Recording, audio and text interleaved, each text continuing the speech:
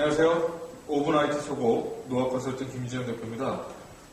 이번 주 오븐 IT 소고는 되게 재밌는 이슈를 한번 저희가 선정해봤습니다. 여러분들 잘 아시는 요즘 그 데이터 요금제, 음성이 이제 완전히 음성 요금제가 좀 이제 깨지고 있죠. 데이터 사용량을 늘리게 함으로써 요금제 경쟁이 새로운 전환의 시점에 있습니다. 오늘은 요금제 관련된 최근의 동향과 관련해서 노아 컨설팅의 이만희 선임 컨설턴트를 모시고 대담을 진행해 보겠습니다. 안녕하세요. 안녕하세요. 네. 자, 임선희 어떻게 LG 플러스가 이번에 망 내뿐만 아니라 망 외까지도 포괄하는 파격적 음성 요금제를 냈잖아요. 화장이 만만치 않은 것 같습니다. 벌써 20만 가입자를 돌파했다는 소식이 들고 있는데 이처럼 무제한 음성통화 관련된 이 통사들의 경쟁이 굉장히 뜨거운데 이 요금제들이 정확히 어떤 서비스인지 한번 간단하게 설명을 좀 해주시죠. 네, 지금 대표님 말씀하신 것처럼 LG U+가 이번에 한 일주일 전이죠. 일주일 전에 내놨던 이 LT 무한자유 69 요금제 이렇게 부르더라고요. 요게 이제 망 내와 외를 구분하지 않고 이 말은 곧 이통 3사 그 가입자들이 모두 사용할 수 있다는 거예요. LG U+ 가입자뿐만 아니라. 네, 이들이 이제 무제한으로 음성 통화 서비스를 이제 이용을 할 수 있게 되었다는 건데요. 사실 이에 앞서서 지난 3월 말에 SKT에서는 그 자신들 그 가입자끼리 망 내에서 사용할 수 있는 T끼리 요금제라는 걸 내놨어요. 요게 이제 무제한 음성 통화를 가입자끼리 사용을 할 수 있는 건데, 요게 이제 이런 경쟁을 지금 촉발했다고 볼 수 있고요. 바로 뒤이어서 KT에서도 이제 망 내에서 사용할 수 있는 무제한 그 음성 통화 요금제를 내놨죠. 이번에 LG U+가 내놓은 거는 망 외에서도 사용을 할 수 있기 때문에 더욱더 이제 파급력이 큰 요금제라고 볼 수 있겠습니다.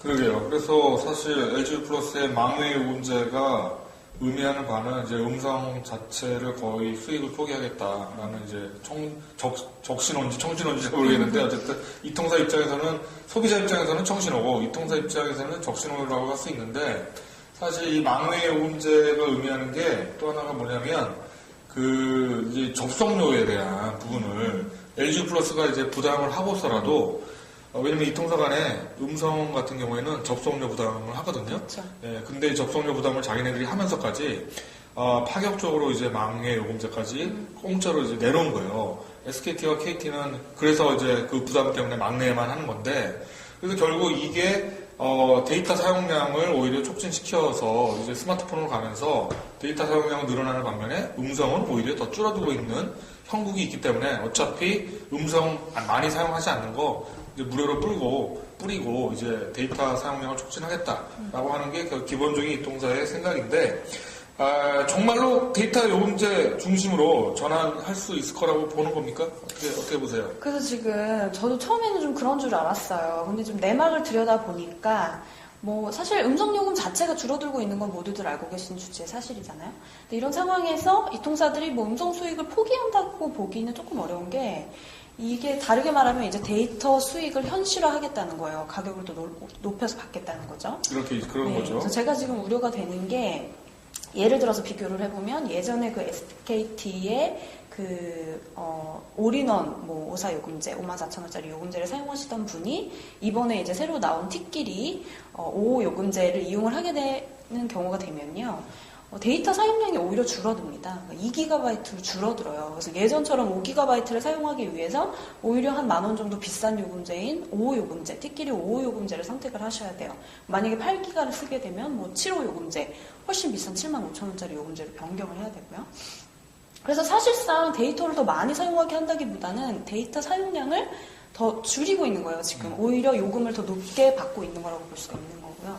그래서 이 문제를 좀 보면 오히려 요즘에 사용자들이 음성을 많이 사용을 안 하고 데이터를 더 많이 사용을 하잖아요.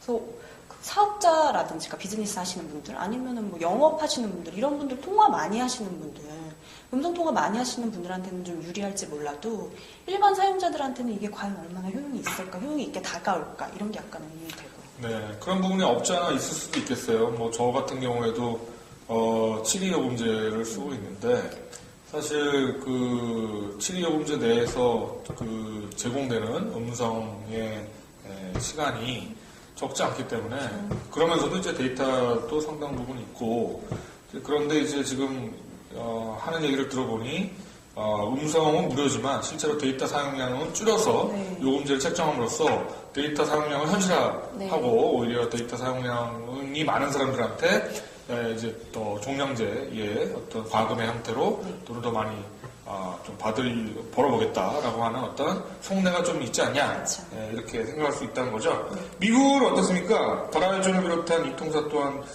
데이터 중심 요금제로 전환하고 있다라고 하고 있고 제일 사실 선두적으로 많이 하지 않았나요? 이미 지금 미국 통사들은 작년 여름 한 7월경부터 아주 데이터 요금 중심으로 개편된 것들을 내놨어요. 그래서 지금 국내하고 상황하고 좀 차이를 보시면 미국 같은 경우는 아예 기본적으로 그 데이터 사용량을 메인으로 해갖고 요금제를 설계를 했어요. 그래서 우리가 요금제를 설계할 때 리밸런싱이냐 리스트럭처링이냐 이런 얘기를 하시는 것 같은데 지금 국내 사업자들 같은 경우에는 음성요금과 데이터 요금을 섞어가지고 통합형인데 요거를 어디에다 더 과금 비중을 둘까 리밸런싱을 하시는 것 같고 미국 같은 경우에는 아예 데이터를 뭐 1기가에서 20기가까지 쫙 쪼갠 다음에 데이터 중심으로 사용자가 원하는 양만큼을 골라서 할 수 있게 그 요금제 중심을 리스트럭처링해서 네. 데이터로 개편한 네, 그런 완전히 상황을 보시죠. 요금제 자체를 데이터 중심으로 재편한 거군요. 그렇죠. 새로운 판짜기를 한 거고 네.